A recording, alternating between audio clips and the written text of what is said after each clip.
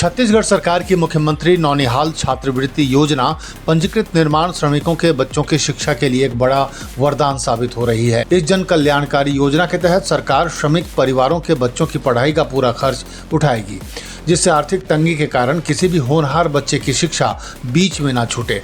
योजना के अंतर्गत पात्र छात्र छात्राओं को कक्षा पहली से लेकर उच्च शिक्षा और व्यावसायिक पाठ्यक्रमों की पढ़ाई के लिए 1,000 रुपये से लेकर अधिकतम 10,000 रुपये तक की वार्षिक छात्रवृत्ति सीधे उनके बैंक खातों में प्रदान की जा रही है। इस योजना का लाभ उठाने के लिए माता या पिता का छत्तीसगढ़ भवन एवं अन्य सन्निर्माण कर्मकार कल्याण मंडल में पंजीकृत निर्माण श्रमिक होना अनिवार्य है। प्राथमिक, middle, high school, higher secondary, स्नातक और स्नातकोत्तर स्तर पर पढ़ाई कर रहे विद्यार्थियों को उनकी कक्षा के अनुरूप अलग अलग वित्तीय सहायता दी जाती है। आवेदन के लिए श्रमिक का वैध पंजीयन कार्ड, बच्चे का आधार कार्ड, बैंक पासबुक और पिछली कक्षा की अंक सूची जैसे दस्तावेजों की आवश्यकता होती है। सरकार की इस अनूठी पहल का मुख्य उद्देश्य गरीब परिवारों के बच्चों को आत्मनिर्भर बनाना और उन्हें उच्च शिक्षा के लिए प्रोत्साहित करना है।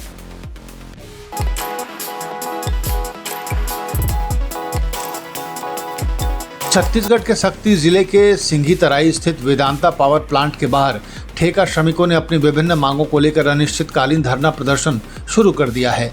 प्लांट प्रबंधन का आरोप है कि उन्होंने बिना किसी पूर्व लिखित सूचना के 200 से अधिक ठेका कर्मचारियों को काम से निकाल दिया है, जिससे श्रमिकों में भारी आक्रोश व्याप्त है। दरअसल कुछ समय पहले इसी प्लांट में एक भीषण बॉयलर विस्फोट हादसा हुआ था, जिसमें 20 श्रमिकों की जान चली गई थी।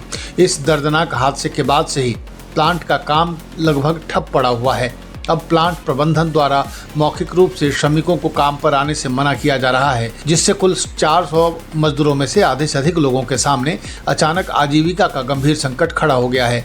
हड़ताल पर बैठे आंदोलनकारी श्रमिकों की प्रमुख मांगों में काम से निकाले गए सभी कर्मचारियों को तत्काल वापस रखना या किसी नई एजेंसी में समायोजित करना शामिल है। इसके अलावा वो मई और जून महीने का पूरा वेतन, 3 महीने का अतिरिक्त मुआवजा, ESIC और बोनस राशि के तुरंत भुगतान की मांग कर रहे हैं। श्रमिकों ने चेतावनी दी है कि जब तक प्रबंधन लिखित निर्णय नहीं लेता, धरना जारी रहेगा।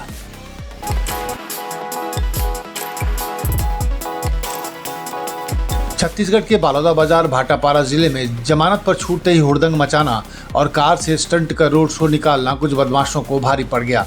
सोशल मीडिया पर खौफ पैदा करने और दबंगई दिखाने की कोशिश कर रहे इन बदमाशों को पुलिस ने कार्रवाई करते हुए दोबारा गिरफ्तार कर जेल भेज दिया है। ये पूरी घटना भाटापारा शहर थाना क्षेत्र की है। पुलिस से मिली जानकारी के अनुसार आरोपी एक मामले में जेल में बंद था।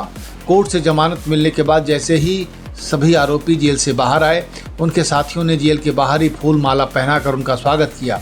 इसके बाद बदमाशों ने शहर की मुख्य सड़कों पर कारों का एक बड़ा काफिला निकाला। इस रोड शो के दौरान युवक कार की खिड़कियों से बाहर लटक कर खतरनाक स्टंट कर रहे थे। उन्होंने बीच सड़क पर जमकर आतिशबाजी की और राहगीरों के साथ बदसलूकी भी की।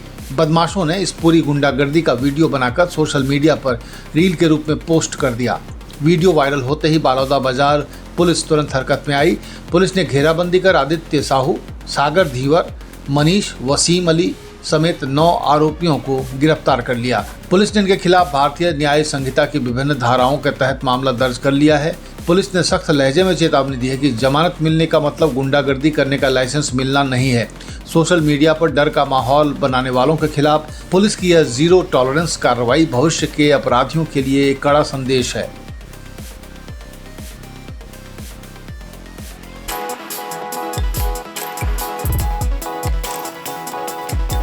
राष्ट्रीय जूनियर किक बॉक्सिंग चैंपियनशिप में छत्तीसगढ़ के खिलाड़ियों ने शानदार प्रदर्शन करते हुए राज्य का नाम पूरे देश में रोशन किया है। ओडिशा में आयोजित इस प्रतिष्ठित प्रतियोगिता में छत्तीसगढ़ की जूनियर टीम ने कुल 30 पदक जीतकर अपनी प्रतिभा और मेहनत का परिचय दिया।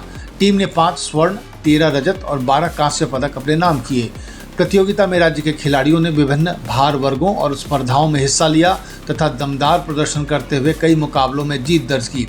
खिलाड़ियों की सफलता के पीछे उनके प्रशिक्षकों की मेहनत, नियमित अभ्यास और खेल के प्रति समर्पण को महत्वपूर्ण माना जा रहा है। इस उपलब्धि से प्रदेश के खेल जगत में उत्साह का माहौल है। खेल अधिकारियों और अभिभावकों ने खिलाड़ियों को बधाई देते हुए उनके उज्जवल भविष्य की कामना की है। विशेषज्ञों का मानना है कि यदि खिलाड़ियों को इसी तरह प्रशिक्षण और सुविधाएं मिलती रहीं तो वो भविष्य में राष्ट्रीय ही नहीं बल्कि अंतर्राष्ट्रीय स्तर पर भी देश और राज्य का गौरव बढ़ाएंगे।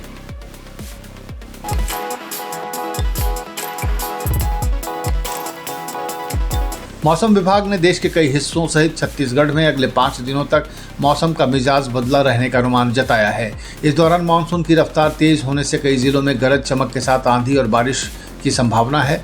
मौसम वैज्ञानिकों के मुताबिक कुछ क्षेत्रों में 40 से 50 किलोमीटर प्रति घंटे की रफ्तार से तेज धूल भरी हवाएं और अंधड़ चल सकती है। मौसम में आ रहे इस बड़े बदलाव के कारण विभाग ने कई इलाकों के लिए आकाशीय बिजली गिरने और वज्रपात का ऑरेंज और येलो अलर्ट जारी किया है। इस मौसमी सिस्टम के सक्रिय होने से बस्तर, रायपुर और बिलासपुर संभाग के कई जिलों में अचानक मौसम बदलेगा। हालांकि इस बदलाव से अधिकतम तापमान में कोई बहुत बड़ी गिरावट दर्ज नहीं होगी, जिससे उमस और गर्मी का असर फिलहाल बना रह सकता है। छत्तीसगढ़ के अलावा मध्य प्रदेश, विदर्भ, केरल और तटीय कर्नाटक में भी थंडर स्टॉर्म एक्टिविटी के कारण भारी से अत्यंत भारी बारिश का दौर देखने को मिल सकता है। मौसम विभाग ने आम जनता को खराब मौसम के दौरान सुरक्षित जगहों पर रहने, पेड़ों, कमजोर इमारतों और बिजली के खंभों से दूर रहने की सख्त सलाह दी है, ताकि किसी भी अनहोनी से बचा जा सके।